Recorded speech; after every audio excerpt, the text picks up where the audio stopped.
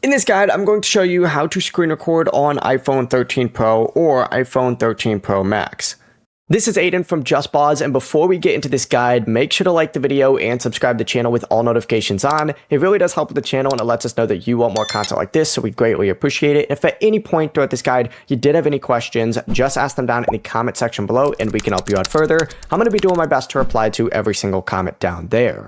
First things first, just swipe down from the top right corner of your screen to open up your control center. And you need to look for this little screen record button right here. You could go ahead and select it. If you don't see it, you can open up your settings and then go to control center and add it. Or you could just press and hold down, select add control, and then find screen recording on here, click it to add it. But essentially, once you have it added, you just need to either just press it once and it's going to start screen recording. It'll do a countdown. Or you could press and hold on it, choose where you want it to save, and then hit microphone on or off here as well. And then, of course, you could just start it. The process really is as simple as that.